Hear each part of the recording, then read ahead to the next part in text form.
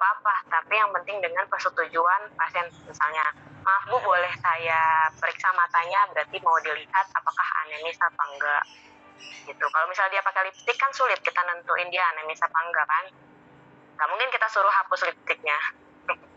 Atau misalnya dia pakai kuteks, kita sulit kan nentuin, jadi otomatis kita ceknya mata ya, konjungtivanya anemis atau tidak.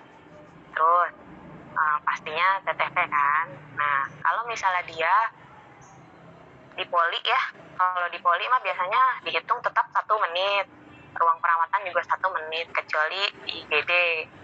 Kalau pasiennya gawat darurat, biasanya dihitungnya hanya 30 detik dikalikan 2. Itu makanya wajib ya bawa atau pakai jam analog yang ada jarum detiknya. Pasti kalian diomelin kalau misalnya datang pakai jamnya digital atau malah tidak menggunakan jam sama sekali gitu. Saya sih saraninnya jam tangan. Soalnya kalau misalnya kalian pakai yang seperti perawat biasa pakai, kan ada tuh yang menggantung tuh di kantung, itu susah soalnya kadang ketutupan kerudung jadi ribet sendiri ya, atau jatuh gitu. Saran saya sih ya jam tangan analog aja. Terus nanti format untuk pengkajian pemeriksaan fisik ya, format pengkajiannya itu nanti dikasih sih hari ini atau besok.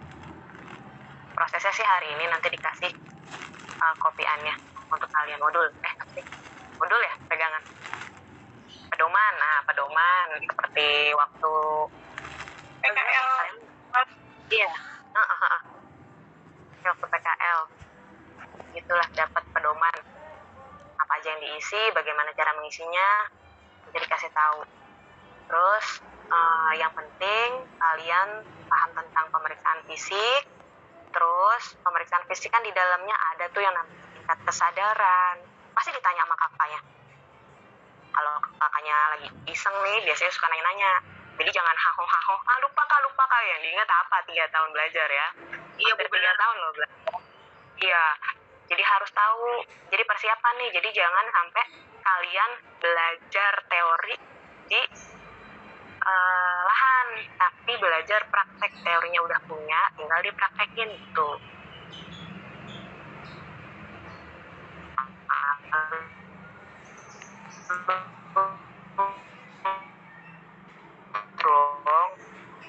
Kayak gitu.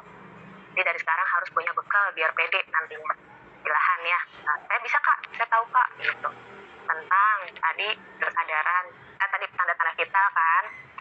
Sekarang mulai dari sekarang yang belum ke lahan nih, kan baru 1 rumah sakit doang kan, si bro doang yang udah masuk, yang lain kan belum. Nah, yang lain belajar nih, cek TTV lengkap ya, cek TTV keluarganya yang ada di rumah, sering-sering kayak minum obat lah pagi siang sore biar ahli. Kalau saya sih dulu ya latihan, tadinya kan langsung masukin ke kerudung dulu tuh stetoskopnya biar kedengeran. Nah, sekarang dibiasakan bagaimana nih caranya atau sensitivitas telinganya untuk mendengar detak ya, untuk mendengar detaknya dari stetoskop tuh gitu. Terus kalau bisa kalian juga tahu suara pernafasan kan, ada kinestok ya, ada wheezing, itu kan bisa pakai stetoskop tuh di auskultasi. Nah, itu dicoba suaranya. Kalau biasanya perokok ada stridornya enggak, kayak gitu kan, ada wheezingnya enggak. Kalau yang punya asma lagi dingin biasanya tuh kedengeran tuh wheezing sedikit. Pas napas mah nggak kedengeran, tapi pas auskultasi kedengeran gitu. Dicoba ya, pokoknya dicoba sering-sering untuk TTV. Terus tingkat kesadaran, kalau misalnya kakaknya iseng dan pinter, biasanya dia nanya nih, gimana cara ngitung GCS, emang GCS apa aja yang dilihat, apa aja yang dihitung. Kan ada 3 kan, nah ada 3. Terus habis itu kalau misalnya gini, kalau misalnya GCS-nya 11, tingkat kesadarannya apa? Kalau misalnya GCS-nya 5, tingkat kesadarannya apa? Biasanya sih yang sering nanya di ICU atau kakak-kakak yang lagi iseng di depan di administrasi itu biasa ditanya.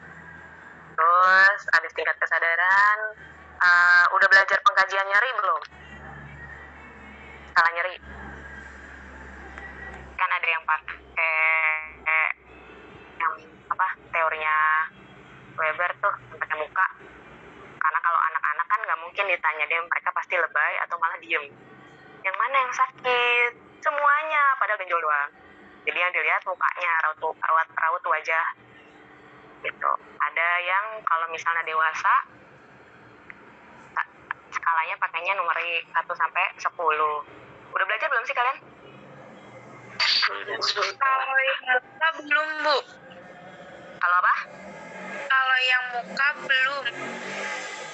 Muka belum. Iya, tapi kalau yang pakai angka udah. Oh, yang numerik udah, yang muka belum. Sebenarnya ada banyak. Yang sering digunakan itu yang angka. Kalau untuk anak-anak di bawah 8 tahun, maksudnya sih di bawah 8 tahun ya, hanya raut wajah TTS. Berarti 2 ya. Ingetin ya, PJ saya siapa sih? Regina ya. Jadi, atau enggak, siapa nih?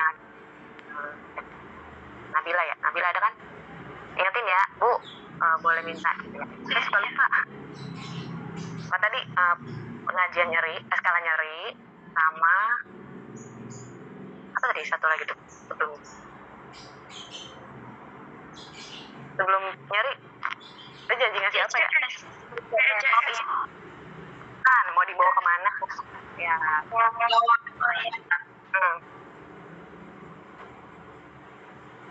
Tempat pelayanannya setelah diberi tanda triase, diberi tanda warna saat triase, dibawa ke ruang perawatan yang mana? Ya, tuh ya, 2 tuh. Terus habis nyari biasanya yang penting itu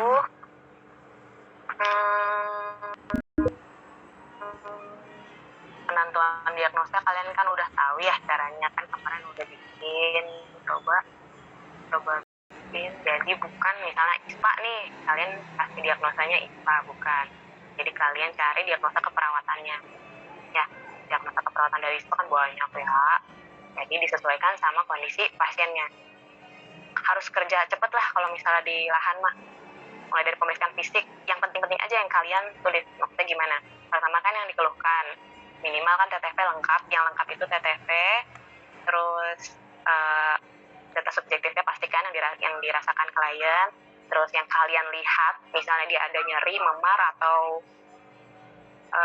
dia keluhannya diare, pastikan harus dipalpasi ya, harus dicek turgornya, turgor kulit. Tahu kan cara cek turgor kulit? Yang dicubit, kalau kembalinya lama itu berarti turgornya buruk atau jelek. Kalau udah nenek-nenek, cek turgornya jangan di telapak tangan ya, kan keriput. Ya, kan keriput. Jadi di bagian lengan atas, atau misalnya dia pakai lengan panjang, berarti di lengan bawah bagian dalam. Tuh, sini nih. Tuh. Terus habis itu, oh ini kan nanti ada tuh di pedoman untuk pemeriksaan fisik, ada tulisan seperti ada pustul enggak ya, gitu-gitu deh. Ada nama-nama medis itu kalian cari. Terus dikit-dikit diingat, kayak misalnya jerawat deh, kan kalian perempuan ya pasti pernah tahu kalau jerawat yang kayak begini yang ada isi warna kuning namanya apa tuh, pustula atau cuma urtikaria doang nih. Kalau urtikaria kan kayak beruntusan doang tuh, gitu ya. Kadang suka ada kakaknya yang iseng, tapi isengnya bikin pinter, ditanyanya kayak gitu-gitu di luar nalar, tapi penting. Terus yang pasti apalagi ya, oh ini kan kalau di klinik atau di rumah sakit sering tuh disuruh cek lab. Nah, kalian sekarang mulai tuh cari tahu kalau misalnya sel darah putih itu normalnya berapa. Kalau lebih, kenapa? Ada yang tahu nggak kalau misalnya sel darah putih berlebih itu, atau ya kelebihan sel darah putih gitu ya, itu akibat dari apa? Berarti si tubuh itu lagi kenapa? Ada yang tahu nggak?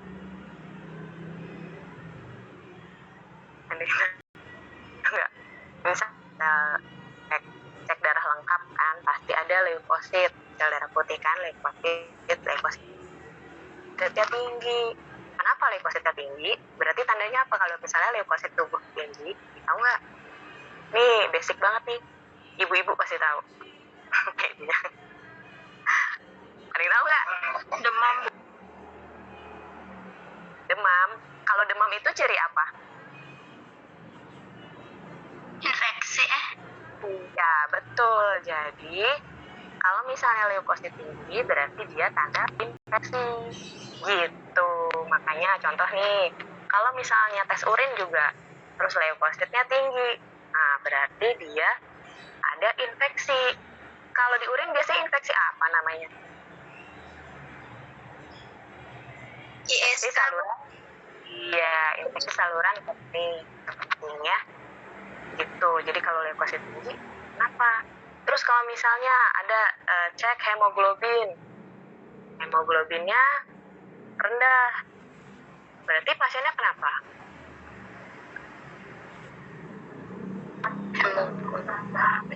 DBD Bu. Hemoglobin. Kalau DBD yang rendah apa? Trombosit. Berarti kalau hemoglobin yang rendah Anemia. Iya, pintar ya. Jadi udah harus tahu ya. Yang lain udah bisa memperkirakan. Jadi misalnya kalian ditanya nih, ini ada pasien nih, lab gitu. Kalau misalnya leukosit tinggi, kenapa ya? Ya tergantung. Kalau leukosit yang di darah, berarti dia kena infeksi salah satu penyakit. Penyakitnya apa? Nah, dicek lagi yang lain. Dari misalnya demamnya udah berapa hari. Ya. Terus ada tes Widal nggak? Tes Widal buat cek penyakit apa? Kalau tes ini buat cek penyakit apa? Di PPD belajar kan? Ada pemeriksaan penunjang. Nah, di situ ada pemeriksaan darah dan pemeriksaan urin. Kalau untuk ronsen, EKG, USG, itu sih ya aja masih agak-agak ragu ya. Kadang suka salah bacanya. Jadi biasanya kalau EKG, USG, itu ada penjelasan dari dokternya secara tulisan di bawah hasil EKG gitu. Jadi kalian tinggal baca tuh yang di bawah, nanti tanya sama kakaknya gitu. Kalau sering nanya, kakaknya seneng, tapi nanyanya pas lagi jangan jam sibuk. Tapi jangan juga banyak nanya, itu kan dasar. Kenapa masih nanya, Dek? Ngerti kan? Ngerti gak sih? Kayak misalnya yang tadi yang saya tanya, itu masih nggak tahu tuh, itu kebangetan. Itu ilmu dasar. Kayak leukosit tinggi tak? Tandanya apa? Atau misalnya kalau dia nadinya lemah, dia berarti kenapa? Bisa kelelahan atau misalnya dehidrasi gitu. Ya. Jadi sering-sering sekarang latihan TTV dan cicil untuk hafalan pengkajian nyeri. Kan pengajian nyeri ada PQRST kan? Tuh dibaca lagi tuh PQRST. Kalau tingkat kesadaran berarti kan yang dihafalin lagi GCS-nya. Terus hitung IMT gimana caranya. Batasan IMT berarti kan kalau misalnya tahu IMT, percuma tahu IMT tapi nggak tahu nih, ini dia kurus, normal, apa overweight, obesitasnya 1 apa 2, nggak tahu. Ngapain dihitung kalau nggak tahu itu hasilnya apa? Kasian kan, percuma ya tahu cara ngitung tapi nggak ngerti kesimpulannya apa. Jadi dibaca lagi untuk IMT. Terus tetesan infus. Udah belajar kan tetesan infus? Udah, masain ya kan? Tetesan infus cara cepetnya gimana? Terus habis tetesan infus volume darah. Jadi kalau misalnya seseorang dikatakan perdarahan kalau kehilangan cairan berapa mili cairan darah gitu ya, darah berapa mili, atau misalnya kehilangan cairan berarti misalnya diare gitu, berapa mili input outputnya ya untuk cairan. Cara menghitung balance cairan ya, cara menghitung balance cairan. Jadi itu mesti ditanya tuh untuk input dan output. Input berarti yang ditanya tentang asupan apa, mulai dari obat kan, obatnya cairan tubuh misalnya, cairan tubuh, cairan obat misalnya NaCl atau NaCl yang dicampur obat, atau cairan tapi itu antibiotik, itu termasuk cairan ya, masuk, yang penting bentuknya cairan, itu dihitung sebagai input cairan. Minum berapa mili, itu kan input. Nah terus ditanya lagi outputnya, buang air kecil, kurang lebih aja sekitar ditanya gitu. Jadi kalau misalnya nanya sama pasien berapa mili, kagak bakal tahu. Jadi ditanya gini, kira-kira sekali buang air kecil setengah gelas aqua nggak bu, gitu. Atau misalnya kalau buang air kecil dalam sehari berapa gelas aqua kira-kira, lupa saya nggak ngitung. Nah kira-kira aja kalau misalnya buang air kecil nyampe nggak tuh setengah gelas? Iya sih kayaknya gitu. Oh terus berapa kali buang air kecil setiap buang air kecil gitu, karena untuk volume urin yang keluar itu setiap orang beda-beda. Kalau misalnya yang suka nahan buang air kecil, biasanya sekali buang air banyak, sampai bisa tuh 350 mili sekali buang air kecil. Kalau misalnya yang sering buang air, kadang cuma 100 mili doang gitu. Jadi kalau misalnya tanya sampai setengah gelas aqua enggak deh kayaknya, berarti kayaknya nggak nyampe. Berarti itu sekitar 100 atau 150. Kalian aja berapa kali dia kalau buang air. Lupa saya berapa kali ya. Nah, terus kamu rinci lagi. Pagi, kalau dari bangun sampai jam 12, atau pas azan zuhur misalnya di Islam, kalau sampai dari bangun tidur sampai zuhur berapa kali buang air? Lupa juga. Ya udah, dari bangun sampai sarapan berapa kali? Dari sarapan sampai zuhur berapa kali? Dari zuhur sampai makan siang berapa kali gitu. Jadi pinter-pinternya kalian buat pas anamnesa. Agak beda waktu kalian PKL prakerin di masyarakat.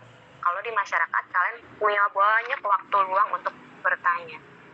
Kalau di lahan itu kalian meminimalisir mempersingkat waktu, tapi bisa ngambil yang banyak. Apalagi kalau misalnya di poli kan sekali jalan langsung pulang, nggak bisa ketemu lagi tuh kalau misalnya datanya kurang. Jadi kalian harus punya buku saku ya, buku saku isinya apa, kalian udah isi poin-poin penting yang harus ditanya gitu. Jadi nyatet juga, jangan pakai tulisan singkat-singkat aja, yang penting kalian ngerti. Ya misalnya, saya suka kadang tekanan darah saya naik tuh bu, kalau misalnya datang ke puskes tapi ntar mah nyampe rumah turun lagi. Nah ibu tahu dari mana kalau misalnya turun lagi? Emang di rumah dicek gitu kan? Iya saya punya alat tensinya. Oh kalau misalnya iya turun lagi, emang ibu punya alatnya di rumah? Enggak. Berarti tetap patokannya dia tekanan darahnya memang tinggi, bukan karena hanya pas datang ke puskesmas, karena di rumah dia nggak punya alat, nggak pernah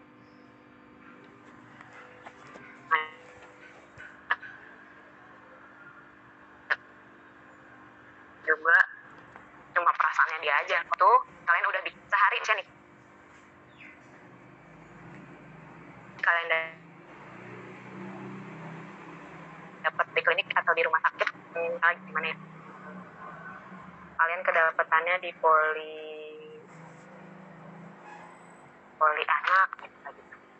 Atau misalnya poli kebidanan, bisa jarang tuh yang rawat inap, sehari paling 1, itu juga kalau malam ya, atau pagi 1-2 gitu kan. Jadi targetnya misalnya 1 hari sekali dinas itu kalian dapat 5 pasien targetnya. Berarti kalian bikin poin-poin di buku sakunya tuh, di buku tulis sakunya itu 5 kopian yang buat ditanya poin-poin kecil aja yang bisa muat di kantong. Jadi yang ada di kantong bukan HP, tapi tuh buku saku gitu. Kalau misalnya mau pengkajian, apa aja yang ditanya.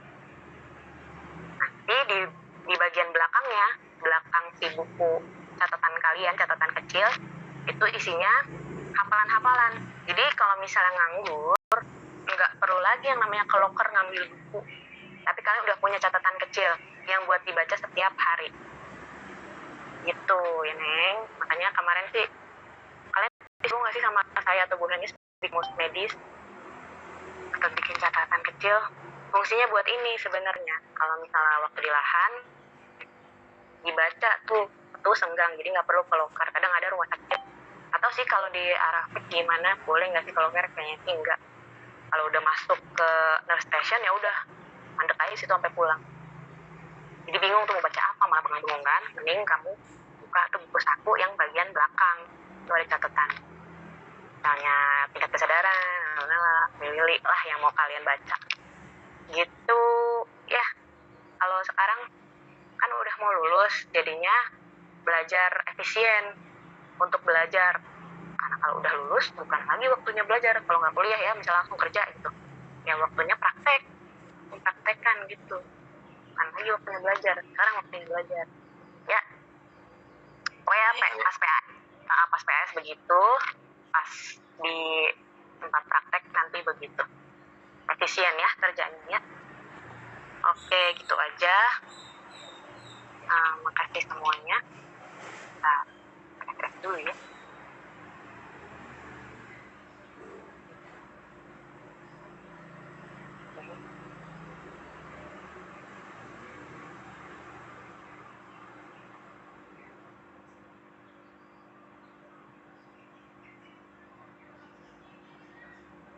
Oh ya, ada yang mau nanya nggak sampai sini? 18 orang.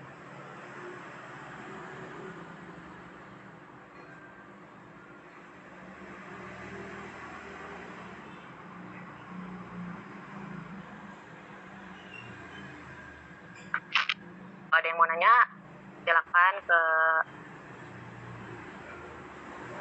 saya